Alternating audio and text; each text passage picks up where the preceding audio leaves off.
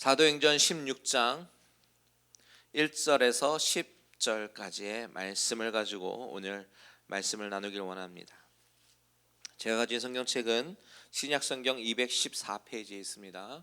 사도행전 16장 1절에서 10절까지의 말씀, 우리 저와 여러분 한 절씩 교독하도록 하겠습니다. 제가 먼저 읽겠습니다. 바울이 더베와 루스드라에도 이름에 거기 디모데라 하는 제자가 있으니 그 어머니는 믿는 유대 여자요 아버지는 헬라인이라. 디모데는 루스드라와 이고니온에 있는 형제들에게 칭찬받는 자니 바울이 그를 데리고 떠나고자 할새 그 지역에 있는 유대인으로 말미암아 그를 데려다가 할례를 행하니 이는 그 사람들이 그의 아버지는 헬라인인 줄을 다 알미러라. 여러 성으로 다녀갈 때에 예루살렘에 있는 사도와 장로들이 작정한 규례에 그들에게 주어 지키게 하니 이에 여러 교회가 믿음이 더 굳건해지고 수가 날마다 늘어가니라. 성령이 아시아에서 말씀을 전하지 못하게 하시거늘 그들이 부르기아와 갈라디아 땅으로 다녀가 무시아 앞에 이르러 비두니아로 가고자 애쓰되 예수의 영이 허락하지 아니하시는지라. 무시아를 지나 드로아로 내려갔는데 밤에 환상이 바울에게 보이니 마게도냐 사람 하나가 서서 그에게 청하여 이르되 마게도냐로 건너가서 우리를 도우라 하거늘 바울이 그 환상을 보았을 때 우리가 곧 마게도냐로 떠나기를 힘쓰니 이는 하나님이 저 사람들에게 복음을 전하라고 우리를 부르신 줄로 인정함이로라. 아멘. 잠시 기도합니다. 하나님, 이 시간은 하나님의 살아있는 말씀이 성경의 말씀을 통해서 증거된 이 말씀이 우리에게 선포되는 시간입니다. 하나님, 이 말씀을 들을 때에 우리의 심령의 귀를 열어주시고 하나님 말씀 듣게 하시고 또한 믿음으로 반응하는 귀한 시간 되게 하여 주시옵소서. 예수님의 이름으로 기도합니다. 아멘. 아멘. 사도행전은 성령님의 역사하심에 관한 기록입니다. 성령님께서 어떻게 역사하셨는지, 하나님이 도우셔서 어떻게 복음이 땅끝까지 전달이 되고 있는지에 대한 그런 역사하심을 기록하고 있어요. 그 가운데 우리는 지난 시간에 두 지도자가 싸운 이야기를 살펴보았습니다. 두 지도자가 싸웠어요. 둘 다 실력이 있는 사람이었고 둘 다 교인들로부터 덕망이 깊고 존경을 받는 그런 사람이었습니다. 둘 다 하나님을 너무나도 사랑하고 교회를 사랑하고 또한 성도를 사랑하는 너무나도 훌륭한 사역자들이었죠. 그런데 이 두 사람이 싸웠습니다. 그 싸움은 잠깐 말다툼하는 그런 정도가 아니었습니다. 아주 심하게 싸워서 마음이 뒤돌아서게 만드는 그런 다툼이었습니다. 그래서 결국 이 두 사람은 각자 자기 사역의 길로 가기로 결정했습니다. 더 이상 동역하기가 힘드니까요. 여러분, 만약에 이 상황이 현대 우리 교회에 그대로 재현이 된다면, 그래서 우리가 그 두 지도자의 싸움의 현장을 두 눈으로 목격한다면 우리는 과연 어떻게 반응했을까요? 아마 십중팔구 우리는 바울의 의견을 따르는 사람들과 바나바의 의견을 따르는 사람들로 파가 나뉘어서 서로 비방하고 헐뜯고 욕하고 교회가 둘로 나뉘어졌을 것이 확률이 높습니다. 그리고 또한 그렇게 몸살을 앓는 교회를 바라보는 믿음이 연약한 신자들은 교회에 실망했다고 하면서 교회를 떠나면서 역시 교회에 소망이 없다, 믿지 않는 사람들보다 더 심하다, 그런 얘기들을 하면서 신앙의 길을 떠날 가능성이 많습니다.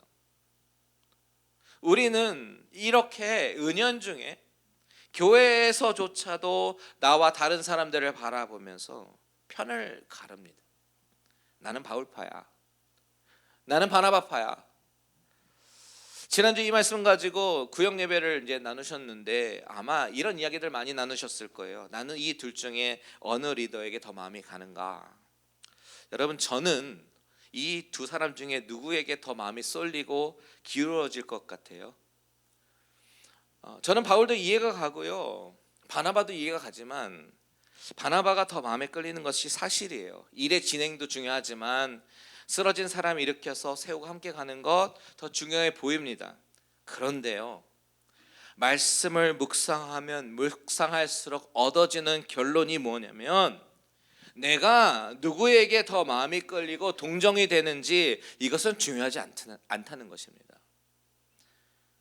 여러분이 바울을 지지하던 바나바를 지지하던 그것이 중요한 것이 아닙니다. 중요한 것은 바로 하나님이 어떻게 인도하시는가, 어디로 인도하시는가, 이것이 더 중요하고 그 하나님의 뜻을 우리가 어떻게 하면 잘 구별하고 순종할 수 있는가, 이것이 중요한 것이에요. 교회는 어떤 결정을 해야 하는 것이 옳은가, 이것이 중요한 것이죠. 그렇다면 안디옥 교회는 어떻게 반응하고 어떻게 결정을 했는가, 우리가 이것을 살펴봐야 되겠죠. 안디옥 교회는요, 놀랍게도 이 갈라진 이 두 사람, 이 두 팀을 둘 다 인정하고 둘 다 후원하는 쪽으로 가닥을 잡습니다. 두 개의 선교팀이 만들어졌으니 이 두 개의 선교팀을 둘 다 파송하고 후원하는 것으로 추정이 돼요. 15장 40절에 보시면요, 바울은 신라를 택한 후에 형제들에게 주의 은혜에 부탁함을 받고 떠나라는 그런 구절이 나오죠. 바울이 동역자로 바나바 대신 신라를 선택했습니다. 그리고 나서 형제들에게, 즉 안디옥 교회 사람들에게, 성도들에게 주의 은혜에 부탁함을 받고, 이 말은 무슨 뜻이냐면 바울이 안디옥 교회 교인들의 축복을 받으면서 전송받았다, 파송받았다, 그런 뜻입니다. 이 이야기는 교회가 둘 중에 바울을 선택해서 더 이들을 축복하고 기도하고 안수하고 후원하고 그런 모습이 아니고요, 그렇게 다툰 중에도 바나바는 바나바 나름대로 보내어 사역을 하게 하고, 그리고 바울 또한 축복하면서 보내는 그런 그림을 보여주는 것이에요. 여러분, 저는 이 교회의 결정이 참으로 대단하다라고 여겨집니다. 너무 멋있습니다. 두 지도자의 다툼이 교회의 분열이 되는 그런 원인이 되는 것이 아니라, 이 교회는 오히려 선교팀이 두 개가 되어서 이것이 하나님의 뜻으로 깨닫고 알고 이 두 팀을 처음에 보냈던 것처럼 안수하고 재정 지원도 하고 또 기도 후원도 하는 그런 모습을 보여주는 것이죠. 물론 이후에 성경은 더 이상 바나바를 주목하지 않고 바울의 이야기만 하기 때문에 바울의 손을 들어준 것처럼 그렇게 생각하고 그렇게 해석할 수 있겠지만, 사실은 그것이 아닙니다. 바나바는 나름대로 고향인 구브로로 가서 조카와 함께 열심히 사역하고, 그리고 또 바울은 바울대로 사역을 합니다. 여러분, 이 안디옥 교회의 성숙함은 과연 무엇 때문일까요? 이 모든 판단의 기준이 내 자신이 되어서 바나바가 옳으네, 바울이 옳으네, 편가르고 나누고 싸우는 것이 보통 인간의 기본 모습이지만, 이들은 늘 하나님 앞에서 1차 선교 파송 때부터 같이 기도하고 하나님의 뜻을 구하던 교회였기 때문에 마음이 갈라지기보다는 오히려 선교팀을 두 개로 만드시는 하나님의 섭리를 보게 된 것이에요. 그래서 이들을 축복하고 기도하고 보낼 수 있었던 것입니다. 여러분, 저는 여기서 아주 중요한 교훈을 발견합니다. 교회의 존재의 목적이 무엇이냐는 것이에요. 교회는요, 내가 신앙생활하는 그 속에서 내가 만족을 얻기 위해서 나오는 것이 아니라는 사실입니다. 어떤 분들은 교회를 찾으시면서요, 나는 찬양팀의 찬양이 너무나도 중요하니까 찬양팀이 잘 되어 있는 곳, 찬양이 풍부한 곳을 찾고 있어요 라고 얘기하고요, 어떤 분들은 저는 교회 시설이 중요해요, 어떤 분은 시스템이 중요해요, 저는 양육 프로그램이 중요해요, 여러 가지 말씀들을 하시는데요, 이해합니다. 너무나도 중요한 것들이에요. 그런데 우리가 혹시나 놓치면 안 되는 것이 뭐냐면, 그 선택의 기준이 나의 만족을 위한 것이냐라는 질문입니다. 우리가 신앙인으로서 늘 되돌아보고 질문해야 되는 그런 질문은, 우리가 교회로 모이는 목적이 무엇인가? 분명히 우리가 모이는 목적은 하나님의 뜻을 알고 그 뜻에 믿음으로 순종하는 것에 있습니다.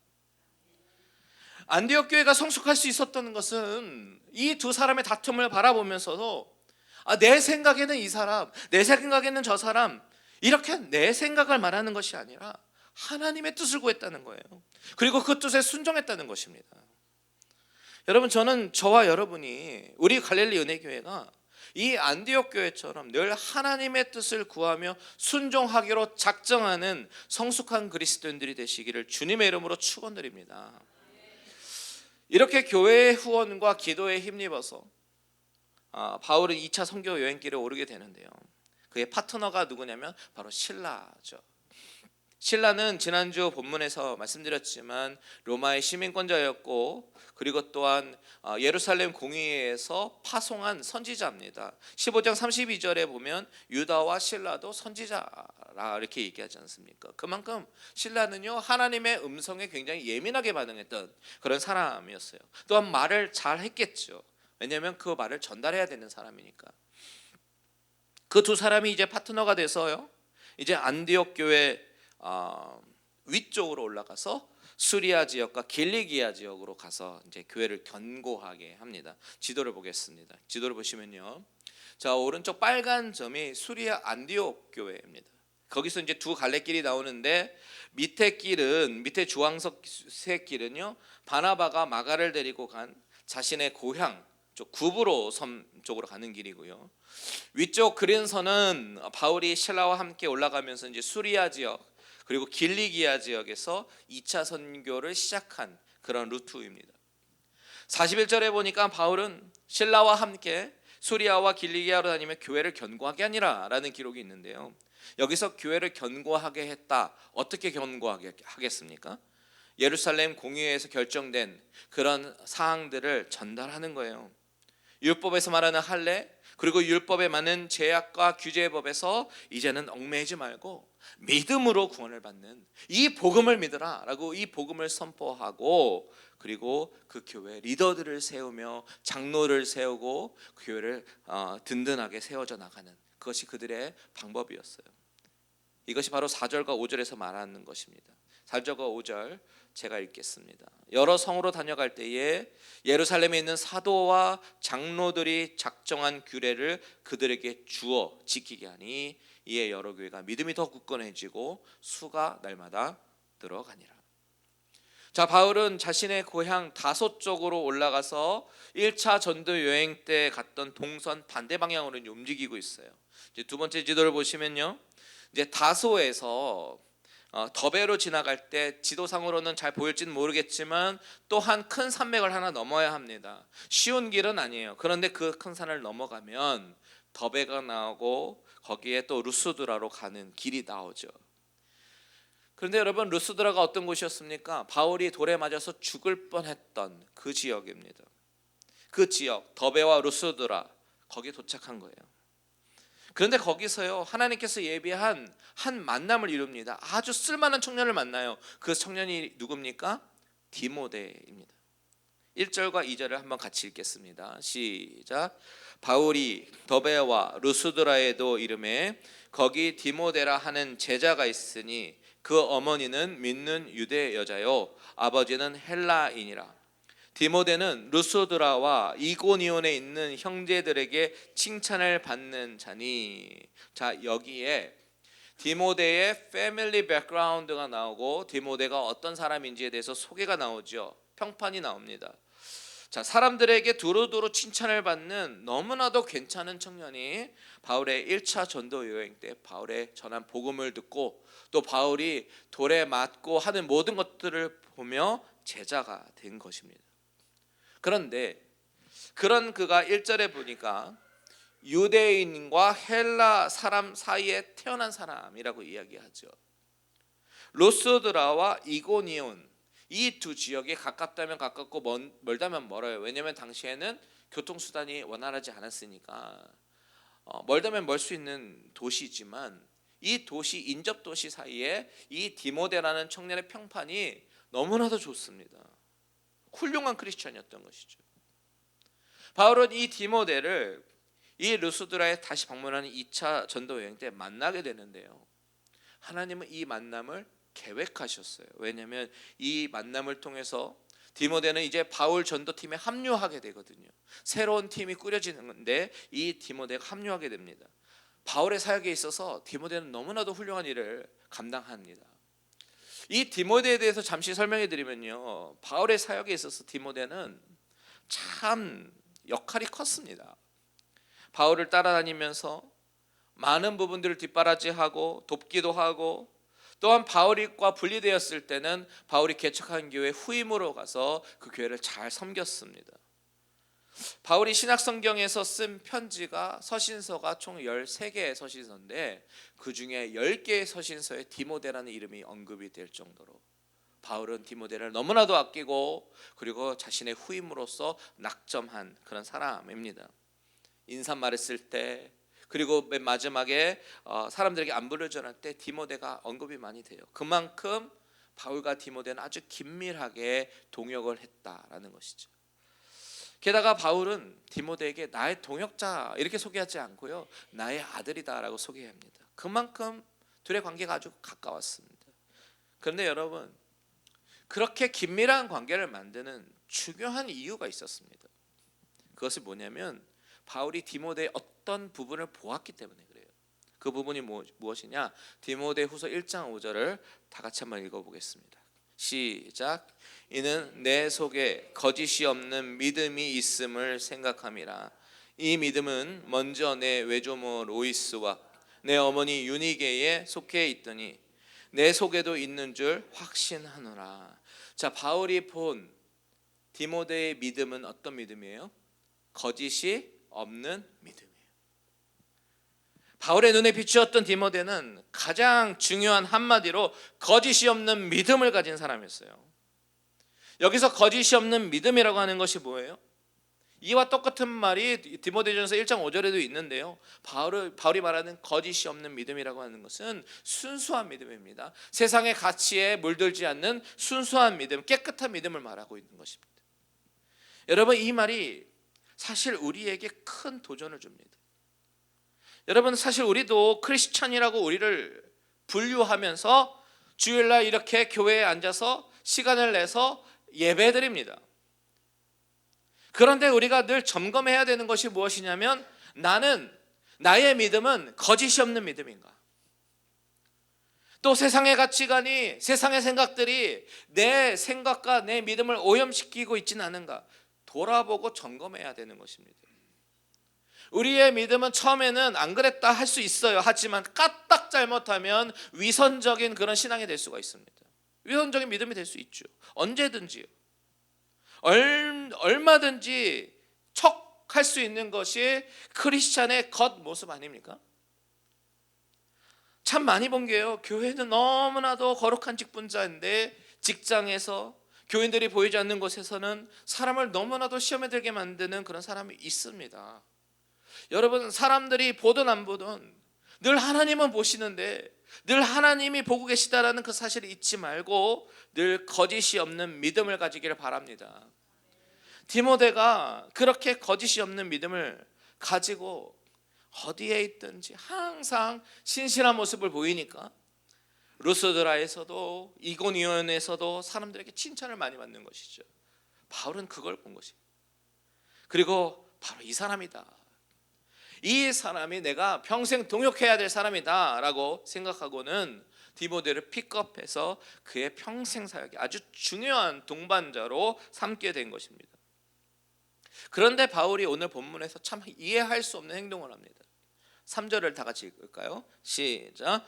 바울이 그를 데리고 떠나고자 할새 그 지역에 있는 유대인으로 말미암아 그를 데려다가 할례를 행하니 이는 그 사람들이 그의 아버지는 헬라인인 줄 다 알미러라. 자, 디모데를 데려다가 할례를 행하는 것입니다.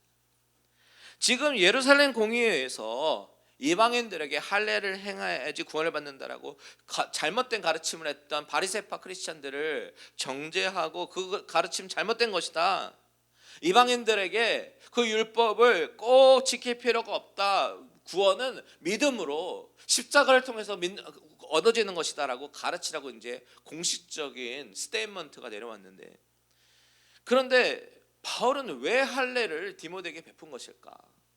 자, 3절에 보면 그 이유가 나와요. 그 이유가 뭐냐면 그 지역에 있는 유대인으로 말미암아. 그 지역에 있는 유대인으로 말미암아.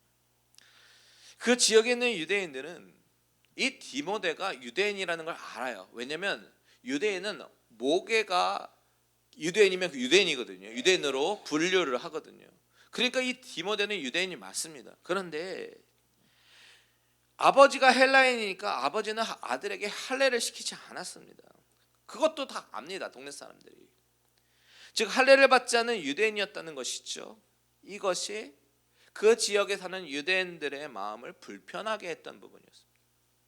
아니 쟤는 유대인인데 왜 할례를 안 받는 거야? 참 안타깝네. 심성도 좋고 착한 아이인데 왜 할례를 안 받게 한 거야? 그런 마음이 있었다는 것이죠. 그런 상황을 바울이 바라본 거예요. 그렇다면 바울은 그 상황을 정면 돌파하면서 당신들이 모두 틀렸습니다. 구원은 율법을 지키는 것과 아무 상관이 없습니다. 당장 할례를 그만두십시오. 이렇게 이야기할 수 있었어요. 그런데 바울이 선택한 것은 뭐예요? 디모데를 할례시키기로 선택을 한 것이죠. 왜요? 바울의 입장에서는 사실 할례는 크게 의미가 없죠. 할례를 받던 안 받던 구원의 문제가 아니니까. 그런데 할례를 중요하게 여기는 유대인들에게 있어서는 그것이 중요하니까 그 유대인들에게 어프로치하고 그 유대인들에게 복음을 전할 때는 할례를 받는 것이 더 유익하다, 이익이다, 유익하다 이렇게 생각했던 것이죠. 천하의 한 영혼을 얻기 위해서 할례를 받고 안 받고가 중요한 것이 아닌데 이왕이면 그것이 복음을 전하는 데 도움이 된다면 받게 하겠다라는 것입니다. 바울은 법을 따지는 사람이 아니에요. 법을 따지기보다는 그 복음만 전파될 수 있다면, 그래서 천하보다 귀한 한 영혼을 구원할 수만 있다면 내가 할 수 있는 것 다 하겠다라고 생각할 늘 가지고 있었어요. 그래서 고린도전서에 뭐라고 가르치냐면 모든 것이 가나 모든 것이 유익하지 않다. 한 영혼을 얻기 위해서 내가 가지는 권리까지도 포기할 수 있다. 이런 사상을 늘 가지고 있었습니다. 바울이 디모데에게 할례를 행한 것은 그런 의미예요. 어떤 구원의 중요한 의식이 아니라 구원은 복음으로만, 구원은 십자가로만, 은혜로만 얻어지는 것이기 때문에 복음을 전하면 되는데 이 복음을 전하는데 장애물이 될 것 같아서, 그래서 장애는 되면 안 되니까 할례를 시키고 출발한 것입니다. 그런데 여러분, 여기서 우리의 질문이 한 가지가 생겨납니다. 바울은 사실 누구를 구원하기 위해서 택함받은 사람이에요? 이방인을 구원하기 위해 택함받은 나의 그릇이다. 주님이 그렇게 말씀하셨잖아요. 아나니아에게. 그런데 지금 바울의 사명은 유대인이 아니라 이방인인데 지금 유대인들을 신경 쓰고 유대인들을 구원하려고 하고 유대인들에게 마음을 쏟고 있단 말이죠. 로마서에 보면 이렇게 고백합니다. 로마서 9장 1절에서 3절 한번 같이 읽을게요. 시작. 내가 그리스도 안에서 참말을 하고 거짓말을 아니하노라. 나에게 큰 근심이 있는 것과 마음에 그치지 않는 고통이 있는 것을 내 양심이 성령 안에서 나와 더불어 증언하노니 나의 형제 곧 골육의 친척을 위하여 내 자신이 저주를 받아 그리스도에게서 끊어질지라도 원하는 바로다. 자, 바울은 소원이 있습니다. 바울 자신을 핍박하는 동족 유대인들에게 복음이 전해져서 그들도 구원을 받게 하는 것, 그것이 늘 바울이 그렇게 고민하고 염려하고 소원을 이뤘던 그런 것들입니다. 자신이 받은 사명은 이방인들에게 전하는 것이지만 늘 한쪽 마음에 유대인을 향한 마음이 있었다는 것이죠. 그래서 오늘 본문에서 디모데를 할례시키면서까지 데리고 나오는 거예요. 할례를 받다 안 받던 그것이 중요한 것이 아니지만 나중에 유대인들에게 복음을 전할 때는 그것이 도움이 되니까. 그런데 여러분, 우리가 무엇이 중요하다고 그랬습니까? 내 뜻이 아니라 하나님의 의중이 중요하다고 얘기했잖아요. 자, 우리의 판단과 우리의 생각이 중요한 것이 아니라 하나님은 어떻게 인도하시는가, 이것이 중요하다고 말씀드렸는데 하나님은 오늘 본문에서 더 급한 것이 바로 이방인들을 향한 복음이었다. 이것을 드러내는 그 본문이 6절 이하의 말씀입니다. 6절과 7절을 한번 같이 읽어볼까요? 시작.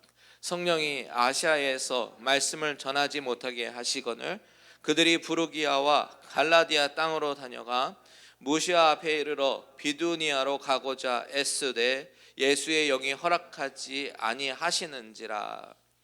자, 여기서 아시아라고 나오는데 그것은 오늘날의 터키 지역이죠. 요즘에는 튀르키예라고 이름을 바꿨다고 하는데 편의상 그냥 터키라고 말씀드릴게요. 성경은 지금 터키 지역을 아시아라고 말하고 있습니다. 자, 바울은 어떤 생각을 가지고 있냐면 자신이 전한 이고니온과 비시디아 안디오 그리고 그 주변의 지역을 돌면서 아시아 지역을 돌면서 복음을 전하려고 했어요. 잠시 지도 한번 볼까요? 자, 바울은 잘 보이실지 모르겠어요. 근데 바울은 당시 이 터키 지역, 지금 이렇게 보이는 이 구역이 터키거든요. 근데 이 터키 지역을 돌면서 복음을 전하고 그 지역에 흩어져 있는 유대인들에게 복음을 전하려고 했던 것입니다.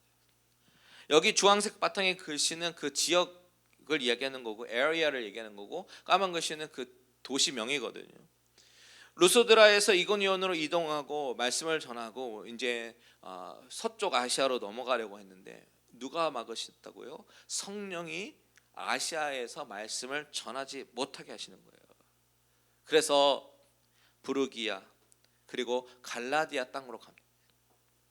그때 바울은 생각이 이 대륙 안에 이 터키 지역에 생각이 갇혀 있었던 거예요. 그래서 이제 비두니아로 가려고 했는데 예수의 영이 허락지 아니하였다라고 말합니다. 왜 성령께서 이 사역을 막으시는 것입니까? 하나님의 계획은 더 멀리 유럽 대륙까지 이방인들을 향한 구원의 계획이 있으셨던 것이죠. 8절에서 10절을 다 같이 읽겠습니다. 시작. 무시아를 지나 드로아로 내려갔는데 밤에 환상이 바울에게 보이니 마게도냐 사람 하나가 서서 그에게 청하여 이르되 건너와서 우리를 도우라 하거늘 바울이 그 환상을 보았을 때 우리가 곧 마게도냐로 떠나기를 힘쓰니 이는 하나님이 저 사람들에게 복음을 전하라고 우리를 부르신 줄로 인정함이로라. 아멘. 바울은 그저 이 대륙 여기에서 복음을 전해야겠다. 이방인에게도 유대인에게도 그래 복음을 전해야지 그렇게 생각을 했는데 하나님이 자꾸만 다른 대륙으로 인도하시는 것이죠. 그러면서 마게도냐 환상을 보게 하십니다. 꿈에 마게도냐 사람이 나타나서 건너오라고 우리를 좀 와서 도우라고 이렇게 얘기하는 것입니다. 그때 바울이 무엇을 깨달아요? 하나님이 나로 하여금 마게도냐로 가서 복음을 전하게 하기를 원하시는 거구나. 얼마나 하나님이 급하셨는지 성령이 말씀을 전하지 못하게 하시고 예수의 영이 허락지 아니하시고 계속해서 사역을 막으시는 것입니다. 그래도 깨닫지 못하니까 어떻게 합니까? 마게도냐 환상을 보여주시는 거예요. 이리 와서 도와달라고. 여러분, 마게도냐가 어디냐면 지금의 그리스 지역입니다. 그리스는 유럽이죠. 지도 한번 보십시오. 자, 결국 하나님은 바울의 의중을 파악하시고 야, 너 지금 거기 있을 때가 아니야. 환상을 통해서 말씀하시는 거예요. 마게도냐로 급하게 이동하게 하시는 것입니다. 여러분, 하나님은 지금 새로운 비전을 보여주시는 것입니다. 바울의 작은 세계관을 확장시키면서 더 큰 꿈과 더 큰 비전을 보여주시는 거예요. 제시하시는 것입니다. 내가 너를 통해서 이룰 비전은 고작 이곳 아시아 정도가 아니라는 거예요. 더 큰 비전을 제시하시면서 새로운 사람, 새로운 팀원들을 다시 패킹해 주십니다. 다시 꾸려 주십니다.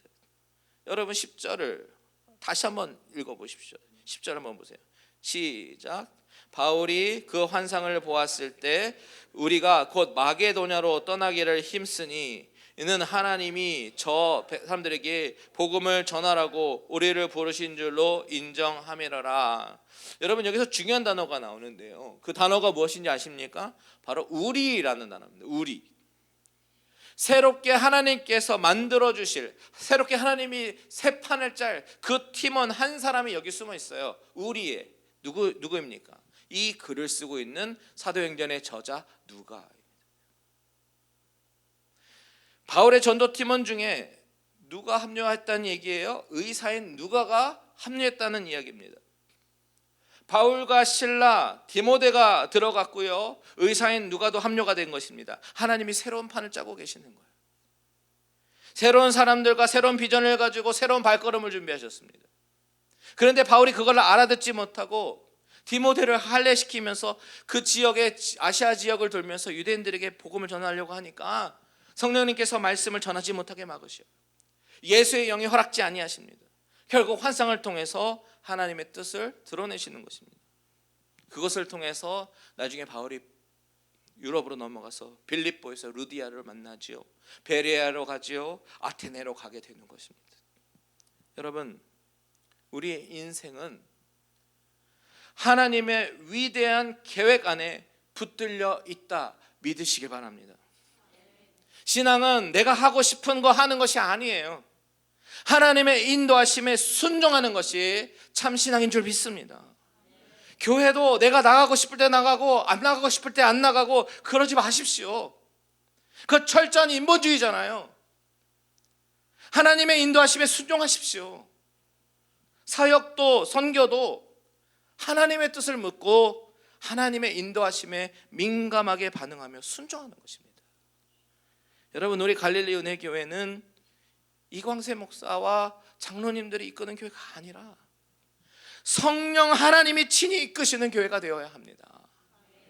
성령이 이끄시는 교회, 성령님께서 하시는 일에 순종하는 교회, 한 영혼이라도 더 큰 비전을 가지고 새로운 발걸음으로 가는 교회가 되도록 저와 여러분이 귀하게 쓰임받는 저와 여러분들이 되시기를 주님의 이름으로 축원드립니다. 아멘. 우리 다 찬양하고 기도하겠습니다.